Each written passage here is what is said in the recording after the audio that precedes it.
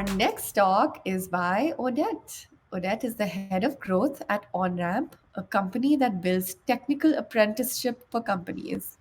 Before OnRamp, she spent over 12 years at Girls Inc., where she worked with corporate partners to design and scale programs for girls of color in Oakland and New York City to explore careers in STEM and finance. What an amazing, amazing journey. Welcome, Odette. Thank you. Thanks for having me. And can we please give a shout out in the chat to this Girl Geek X team? They have just been working their butts off to put this fabulous conference together so that we can all celebrate International Women's Day and Women's History Month together. So thank you to the team. It is so much work. And you're at the home stretch today. So here we go, y'all. Welcome. We're going to talk today about the talent system and how it's broken and finding better ways to hire. So as was shared, my name is Odette Nemes. My pronouns are she, her, and ella. And I'm the head of growth at OnRamp. So if I don't get to your questions, feel free to reach out to me over email or on LinkedIn. My contact information is there. So, first and foremost, I want to ask you to brace yourselves. I'm a straight shooter. I was born in Puerto Rico, and I grew up in Jersey, so I can't help it. I call things out, and we'll see how this goes. So, I want to just start with my identity. It's important for me. It frames this presentation, my journey and my transition into tech, and now working to change the talent systems. I'm just really honored to be here today in the space with these powerful women and to celebrate this great day. So it starts with how I grew up for me and my interests. I was always really interested in everything that girls, quote unquote, weren't supposed to be interested in. So talking about, I loved sports. I still play sports. I'm still getting injured. I loved math. I loved science. I loved tech. And I even really liked girls. So everything I wasn't supposed to be doing, I was in it. So I check a lot of boxes. I'm basically like a dream for a tech company, right? For their diversity survey. I can give them all the good stats. So I was born in Puerto Rico. I moved to the States when I was 5. I'm an immigrant. I'm an English language learner. I'm a single mom. I'm a lesbian. And I took all of that and I took it to Duke University. I applied to the engineering school and got in, and I didn't feel connected. We hear this story a lot. As far as I could tell, in the room, I was always the only Latina. I was always the only lesbian that I could tell that was out at Duke, right? And sometimes the only cis woman in the space. So I felt incredibly isolated, disconnected, and I couldn't understand, how was engineering relevant in my life and my experiences. I didn't have any mentors, I didn't have any community. So I ended up transferring out of the engineering school, and I graduated with a degree in psych. So that led me to start working with girls of color a couple of years out of graduation at Girls Inc. Really working to expose girls of color to careers where they were underrepresented, specifically in STEM and in finance. And I just didn't want anybody else to feel like I did, right? To change majors, to not continue on a path because they felt like they didn't belong. It's just an incredible waste of potential. So it was almost 20 years ago now, man. And I worked with a team to develop curriculum to teach middle school girls of color HTML, to teach them design thinking, to teach them game design and object oriented programming. It was all very cutting edge 20 years ago. And we scaled that across the country. And now, happy to see all the programming out there for girls and getting them into tech. So I was there for 12 years. And then I left to stay home with my daughter, Camila. She's there in the picture. And then I had my second child, Lucas. And I was very over the stay-at-home life at that point. Man, that unpaid work is terrible. Really, really difficult. And I started looking for work, for paid work, that is. And then the pandemic hit. So I had my kids at home because all the preschools and everything was closed, and nobody was hiring. So I dug in to stay home, and my marriage started falling apart. And I ended up getting a divorce. So here I was at home, unemployed, with 2 little kids, and out of work for 3 years. And I needed to find a job where I could pay my mortgage in Oakland, in the Bay Area. We know how expensive it is, and to support my family on my own. So it's just incredibly, incredibly stressful. And the only way that I thought I could make this happen was to get into tech. So I got a lot of no's as I started applying for jobs. People were not taking my experience seriously. There's a lot of bias from folks for people transitioning into tech, nonprofit work not being real work. And there's just so much talent out there outside of tech that needs to be leveraged, but I'll get into that later. Um, so lucky for me, my network pulled through, right? But the hiring process shouldn't work like this, right? It puts us women, it puts queer folks, it puts folks of color at a tremendous disadvantage. It's just another example of how the talent system is broken, with companies only reviewing applications because of referrals. Because let's be real, people who look like us, we're not in house to be making any kind of referrals. So my former coworker of mine, you see on the slide there, Jennifer Tasha from Girls Inc., she told me about this place, On-Ramp. I was like, what the heck is On-Ramp? And the first thing I saw was that the founder and the CEO is a Black woman. And I was like, okay, Letitia Thomas, what's going on here? And then I saw that the entire team was underrepresented from top to bottom. And there were folks that had transitioned into tech. They worked at boot camps, they worked at Google, at Amazon, and DEI, and startups, and they were trying to solve for the issue of why so many folks were graduating from boot camps and were self-taught, and they weren't getting hired. And at the same time, there were so many companies saying they wanted diverse talent, folks from different walks of life, and that they couldn't find qualified folks. So they were working with 75% BIPOC folks, 67% women, 25% LGBTQ, and I thought, all right, this place looks for real, right? They're practicing what they preach. And the people that are in charge are represent the people that they're serving. And you rarely ever see that. So I interviewed, I got the job, the universe aligned for me. The week before my first day, my kids' daycare opened up 1 week before I started my job after being closed for a year. So thank you, still thanking the universe on that one. So that's where I am now at OnRamp. We set up apprenticeship programs at companies like Twitch and Blend and Vanguard and Coinbase and Amazon and Pandora, and working with companies to figure out what are the job skills that applicants really need. How can we upskill them and train them, these career changers, to make sure to fill that gap and support the companies with their systems, right? How are we supporting their sourcing, their screening, their training to set up career transitioners for success? So I'm super thrilled, to be able to do this mission aligned work and life changing work, as 95% of our apprentices convert to full time employees and they're tripling their salaries. So feel free to drop in the chat. I'm gonna try to follow it if I can. If anything of my story resonated with you, and if there's anything you want to share about your path that you're proud of, right? I know that we're virtual, but I like to bring as many folks into the room as possible into this space, and I think it's critical, right, that we tell our stories, we build connections, and to remember, right, that when life gets really hard, we're facing these difficult obstacles, we can accomplish our goals, right? Still, and that it's really hard to do it by yourself. So let's get out there, let's get connected, and let's build our network. And let's remember how resilient and powerful we are, right? It's amazing and it's no small feat um, that we are where we are, everybody in this room, in this space together, considering all the obstacles, that you all have overcome. So take a moment now to be proud of yourself. It's Women's History Month, and we're all making history, right? This story is a dime a dozen. People being the only in spaces, being the first. Y'all are leading teams, you're leading companies, you're changing cultures, you're starting companies, you're being bold. So pat yourself on the back. But let's also remember that it doesn't have to be this way, right? It should not be this hard at all. The system should not be built this way. And it should not be this hard. So thank you to the powerful and amazing women that are here. And let's dig into what we can do about creating change. So we all know the talent system is broken. Okay. It's amazing that we're all here. And especially when it comes to the positions that you're in tech. So throw in there, think about your experience. I'm not trying to give anybody PTSD right now. Or anything really difficult to think about, but think about when you were going through application process, applying for jobs, promotions, anything. How is the talent system broken? Share some examples if you want.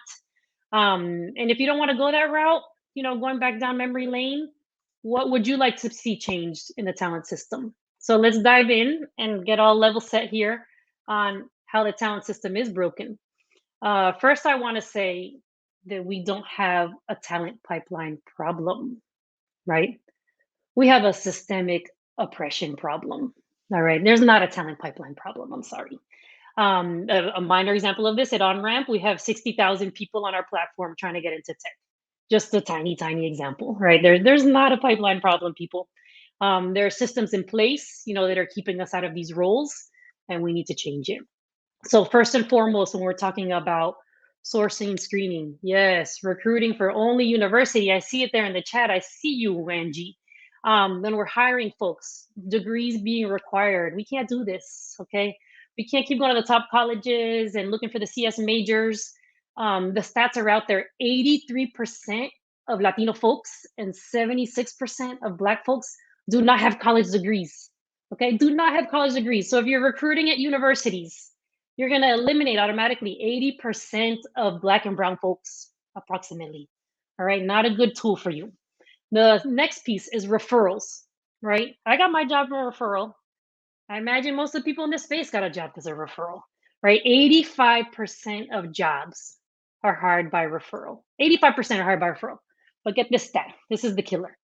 91% of white people's friends are white.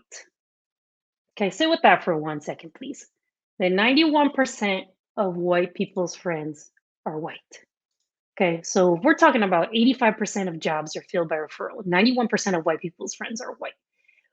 How in the world are Black and brown women getting into these spaces? We're not in the room to be referred. We're not connected on LinkedIn. We're not Facebook friends. We're not texting. We're not on Instagram. We're just not connected. Okay, so we cannot keep using referrals as only system. I know that talent folks are strapped and it's so hard. It's easier to just look at the folks who are flagged, but we can't keep doing that and expect different results. So the same deal. We're looking in the same places. We're looking in the same communities. We can't do that when 95% of white people's friends are white. We need to be in different spaces. The other piece is poaching. And you all know the recruiters are coming after you. But the majority of the folks that are being poached are cis white men because there aren't enough of us in positions to even be poached yet. The other piece we're looking at is bias in interviews. We just listened to that talk on bias. Man, that was some kind of stat there. Um, so looking at bias, just your names on your resume, your experience. How about the whiteboard interview, huh? That some of you have struggled through. Yeah, that's not assessing anybody's skills. You can share in the chat how you feel about all that. But interviews are the process is not done well. And I saw in the chat there are 3 to 5 interviews. It's not okay. The other piece is there's no investment in upskilling, right? Okay, not none, but much less now. The research shows that upskilling retains employees.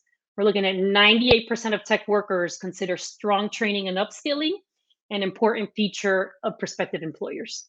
And companies used to invest millions of dollars in upskilling, but they don't anymore, right? They pass the buck to the applicant now. So that's not helping our cause. And the last two things really are reviews, promotions, and mentoring. Read the research. Go ahead, check out the lean in studies. There's a lot of research out there about women of color. We're not being reviewed in the same way. We're not even given feedback the same way, right? And then we don't have the mentors or the sponsors. We're overlooked for promotions. The cycle is endless. And I'm not even going to go here. We could have 18 different workshops on toxic work environments and how they're not supportive for underrepresented folks. So I'll leave that there. So here we go. The solve for this, stay with me. In my mind, a great solve is the apprenticeship. Okay. So it's addressing the issues that I just highlighted. All of those issues we talked about in with our barriers in our talent system here, an apprenticeship can address. So first of all, let's level set. There are some folks in the room that know what an apprenticeship is or have experience with it. Please throw it in the chat. Throw in there anything you know about apprenticeships, your experience with it, any companies that have them, the kinds of positions. Let's just get everybody here on the same page. So we'll run through this quickly. That apprenticeships are earn and learn programs. So they're combining formal learning with on the job training experiences. The candidates are getting training and mentorship, and they need to develop the proficiency in targeted areas, and they're also developing soft skills. So they're guided and supported by an advanced expert in the work. And most important, I'm going to say it again, you earn a wage during the program. And then you have the opportunity to convert to full-time employment. different than an internship, right? You have the apprenticeship and then you can convert immediately after. You don't have to be in college. You don't have to wait 2 years to come back. Um, it's immediate to full-time conversion. It's a full-time employment. I'm sorry. They're also from 4 months to 2 years. And I'm only talking about the US here. I'm sorry. If you're looking abroad, the federal government and other countries invest in apprenticeships way better for many, many years. And their programs can be 4 years. They can be looped in with college degrees, but not so much here in the US. These programs target folks with zero experience, so never coded a day in their life, never had any experience in the position of life, to some that have experience. Like we work with folks who've graduated from boot camps at on-ramp. So that's why you can look at apprenticeships can be from 4 months up to 2 years. And what kinds of apprenticeships are out there, right? We have registered apprenticeships. You have to register them through the Department of Labor or through individual states. And then you have to complete a certain number of hours, training components, and then really document what the on-the-job training looks like, and they're meeting different competencies. And at the end, you get a certification or credits. And then some companies, they don't register them and they just do them on their own. Different skill sets and positions, from software engineering to developers, to IT, to marketing, to data analysts, scientists, TPM, cybersecurity. And you can do an apprenticeship in anything and set it up. Then there's specific populations. Are you going to be working with caregivers for returnships, justice involved folks, veterans, folks of color, women? It looks all different ways. And then the federal government here, they're starting now, right, to invest, not starting, but made a new investment of billions of dollars to the Department of Labor and Department of Commerce in the infrastructure. The state of California itself has invested $231 million in its state budget for this year. So, what is the landscape? Feel free to screenshot this because I'm not going to read for you. Everybody here knows how to read. But apprenticeships.me is a nice place to just get the lay of the land on software engineering apprenticeships. A lot of individual companies do them. At OnRamp, we set them up for other companies.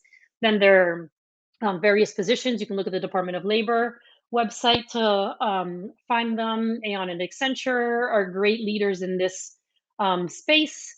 And then we're looking at different demographics, looking at veterans or caregivers or justice involved folks, and then third party intermediaries. Everybody's not on here. Okay, it's just a start for you all, a reference.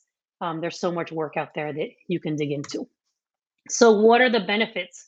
Why are we talking about this today? First and foremost, on the DEI side, obviously, we've hit this over the head. We need different systems. The other part is with an apprenticeship, you bring in a cohort model. So they're not going to go in as an only, right? So this really impacts inclusion and belonging. And you're building your ecosystem. So we said 91% of white people's friends are white. Well, now you have people of color, and then they're going to bring in their friends, right? If we're hiring 85% by referral, well, let's get the referrals in for the underrepresented folks. Then career changers. Man, I imagine there are plenty of career changers in this space. We've heard so many different paths from so many different leaders today. But you acquire many, many skills in the different jobs you have. Career changers are more productive, they're curious, they're agile. Think about it, somebody who's doing a boot camp on the side while they're juggling a full-time job, or they're taking care of their family while they're learning to code at night. These are folks that are agile, they're curious, they love learning, they're going to learn new technologies, which is what you have to do to be successful anyway. These are all the traits that you're looking for in folks.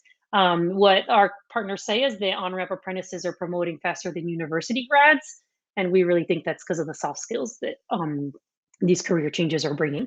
The other part why you want to do this is impacting the DNA of the company. So start early if possible, right? Some companies here have 10 employees, 50 employees, 100 employees. Start it. Get some apprentices in play. You're creating a culture that values your employees, your mentoring, your diversity, your upskilling. It's a little bit more difficult to move the needle later, to have that huge of an impact on your DNA, but it definitely still impacts your teams no matter the size of the company. Then it's a strategic investment, right? You're investing in your future leadership. And employees are feeling invested. They're staying in their positions longer. The apprentices are trained, so they have a different kind of commitment to you. And these are your future leaders. All of you who are looking for, we need mid-level talent, we need senior talent that's diverse. Well, your apprentices are eventually going to be that. So how does this help you? Quickly, it helps you retain the employees that you have in place now. It's giving them mentoring and leadership opportunities. It's changing your culture. Forget this diversity theater. This is a real change here. Right now, because of layoffs and the pandemic fatigue, the morale can be a little low. You're going to be bringing in energetic and engaged teammates. You're doing a lot of cross functional work and building up your cohesiveness and mission aligned work. People are tripling their salaries, you're changing lives. They're buying their first homes, cars, paying off loans. This impacts generational wealth, right? This is impacting lives, families, communities, and people are staying in their roles. So they're feeling less burnout and you have more balanced employees. So why now? You might be like, oh, why are you talking about this now? The economy's so bad.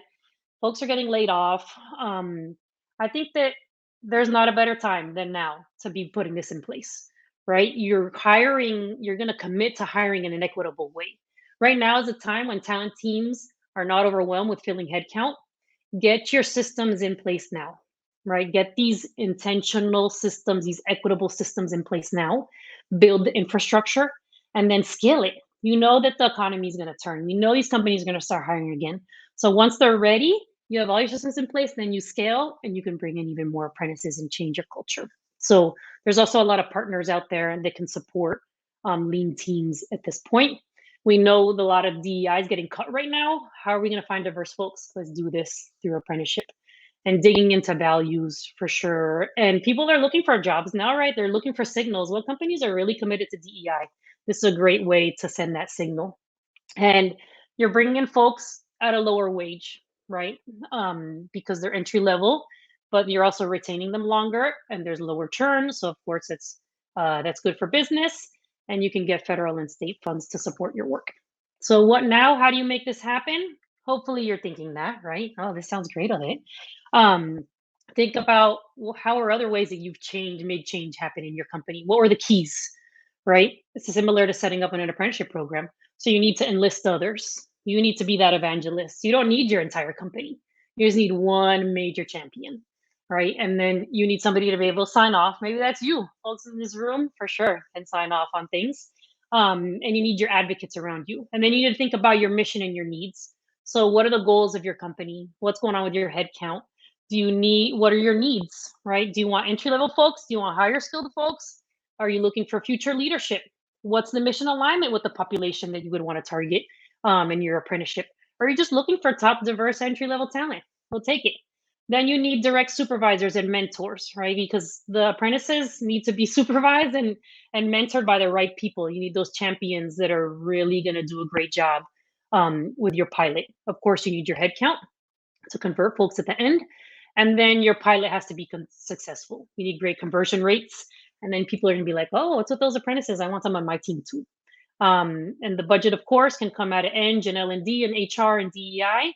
And you need to find the right talent. So make sure you're recruiting, you're sourcing, and you're interviewing for potential. Okay, no whiteboard interviews, please. And that your training is on point. So last things before we go, I just want to share a quick story about Jo Mari. She's a Dominican woman who went to a private high school on scholarship and took one computer science class in high school. Nobody looked like her. She thought she didn't belong. She went to college. She got her BS and in nutrition sciences. And then after college, she became a sales manager at anthropology in Urban Outfitters. And after that, she moved into recruiting. She was there for 5 months. The pandemic hit. So she lost her job and she went to a boot camp. When she completed the boot camp, she heard about OnRamp through Twitter, on Twitter, and saw that we had a position, an apprenticeship with Twitch. She got the apprenticeship, and now she's been done with her apprenticeship. She's been a software engineer for a year and a half, and she's been promoted twice in a year and a half. You can see her on the stage here. She was presenting with the Secretary of Labor, Marty Walsh, sharing her story and spreading the good word about apprenticeships. She's able to help out her family now and live in San Francisco, and afford her rent and live her life. And she's giving back. So now she's mentoring apprentices, delivering workshops on self-confidence and communication and how to ask questions. So, Jo Mari could be your next teammate out there. So the moral of the story, people, is that we need you, right? Like, yes, this is personal for me. I need to pay my bills, put food on the table. But no, the reason why I really work at OnRamp is I want a better world, for my kids, for future generations, and for underrepresented folks that are out there now. I want to see as many apprenticeship opportunities out there as possible. And really, it only takes one person right? It only takes one person's idea in a company, mobilizing folks internally to create these life changing opportunities. So it's time to step up. It's time for us to change the world, and get these opportunities out there for folks. So let's do this. So that's all I've got for you all. Thank you for the time. And if you have any questions or want to reach out, feel free to connect with me on LinkedIn or through email. Thank you so much, Odette. This was very, very insightful, and so many people have written positive comments and their own experience and their own insight through their own diversity efforts. Thank you so much. Thank you to everybody who has been attending the session so far. We'll see you soon. Bye.